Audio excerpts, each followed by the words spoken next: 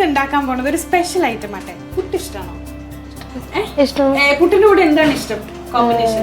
പഴം കടലക്കറി. പഴം കടലക്കറിയൊന്നും അല്ല, ഇത് സംഭവം വേറെയാണ്. ഒരു European style puttu. 2024 new year ഒക്കെ അല്ലേ?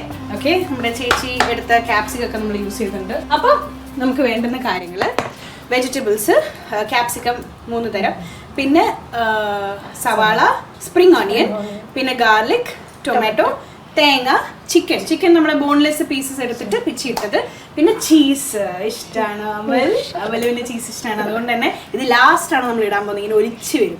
പിന്നെ പുട്ട് നമ്മൾ സാധാരണ രീതിയിൽ നമ്മൾ കുറച്ച് വെള്ളവും ഇട്ടിട്ട് ആ പുട്ടിന്റെ പാകത്തിൽ കുഴച്ചെടുത്ത് റെഡിയാക്കി വെക്കുന്നത്. അപ്പോൾ ആദ്യം നമ്മൾ അടുപ്പ് ചൂടാക്കുക, അതിനുശേഷം നോൾട്ടയുടെ പാത്രം അങ്ങോട്ട് വെക്കുക.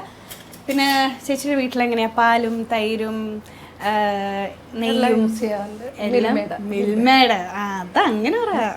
അപ്പോൾ കേരളം കണി കണ്ടുണരുന്ന നന്മയാണല്ലോ മിൽമ.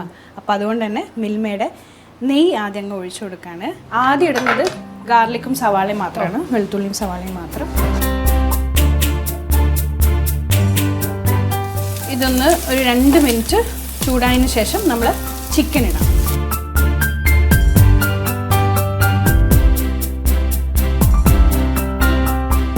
നമ്മൾ ഇതേ സമയം ഇച്ചിരി ഉപ്പ് ഇട്ട് കൊടുത്താൽ ആ വേവ് കുറച്ചും കൂടി എളുപ്പമായിരിക്കും എന്ന് മാത്രമല്ല ചിക്കൻ്റെ വെള്ളം പെട്ടെന്ന് അങ്ങോട്ട് ഇറങ്ങി കിട്ടും.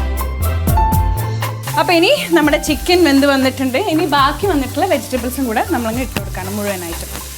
Capsicum, yellow, red and green, പിന്നെ സ്പ്രിംഗ് ഓണിയൻസ്, പിന്നെ തക്കാളി.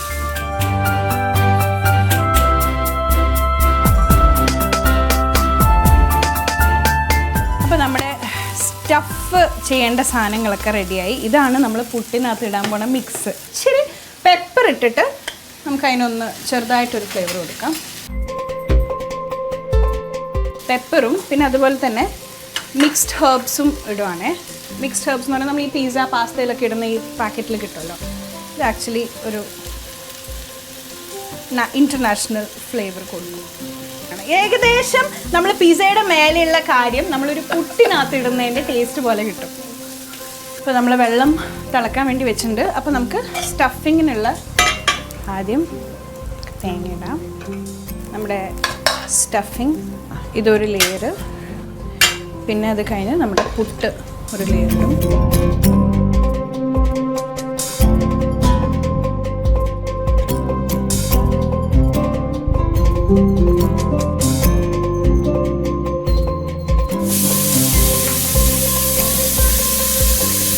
അടച്ചിട്ട് ചീസ് എപ്പോഴും ഇടുക? ചീസ് ലാസ്റ്റ് കമത്തി വെച്ചതിന് ശേഷം.